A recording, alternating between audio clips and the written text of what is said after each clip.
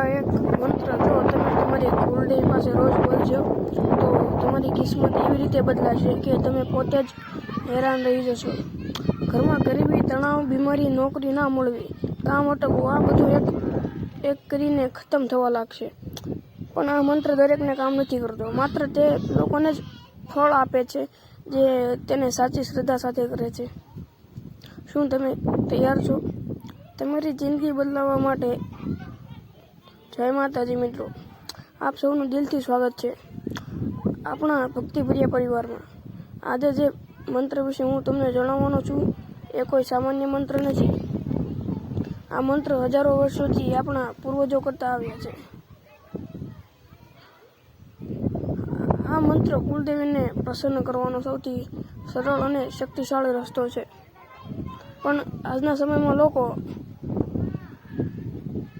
આ વાતને ભૂલી ગયા છે અને એ જ કારણ છે કે ઘરમાં શાંતિ નથી, પૈસા ટકતા નથી, કામ બગડે છે, નસીબ સાથ નથી આપતું. એક ગામમાં એક પરિવાર રહેતું હતું. આ પરિવાર પહેલા ખૂબ જ ખુશ હતું. ઘરમાં પૈસાની કમી નથી, બધા કામ સરળતાથી થઈ જતા. પણ ધીમે ધીમે કંઈક બદલાવવા આવી રહ્યો. ઘરમાં ઝઘડા વધવા લાગ્યા, બિઝનેસ બંધ થવા લાગ્યો, ઘરમાં બીમારીઓ આવવા લાગી. એમણે ઘણા ઉપાય કર્યા, મંદિરોમાં ગયા, પૂજા કરી, પણ કોઈ ફાયદો ન થયો. એક દિવસ ગામમાં એક વૃદ્ધ સંત આવ્યા.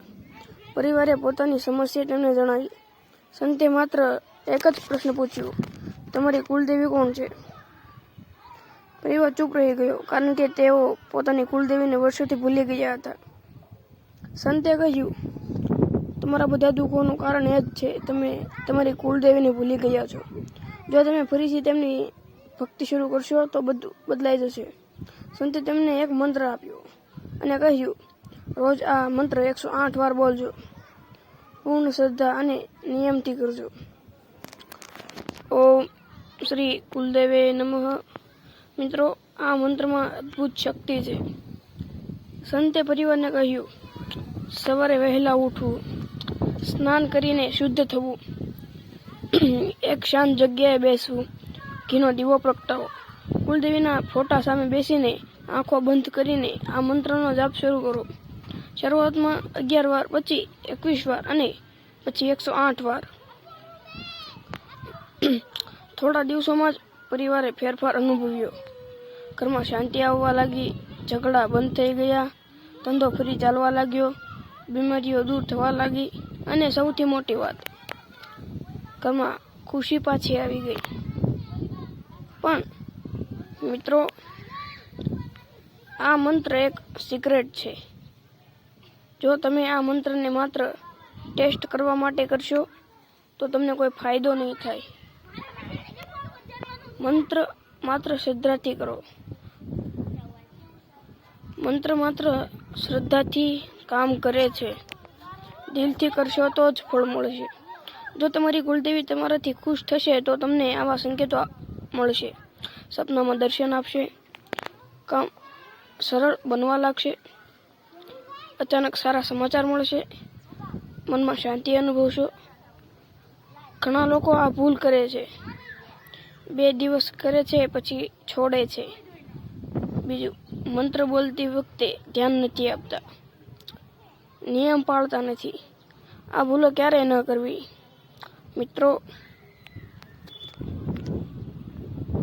ભગવાન અને માતાજી પરીક્ષા લે છે. પહેલા તમારી શ્રદ્ધા ચકાસે છે, પછી તમારી મહેનત અને પછી તમને ફળ આપે છે. તેથી ધીરજ રાખો.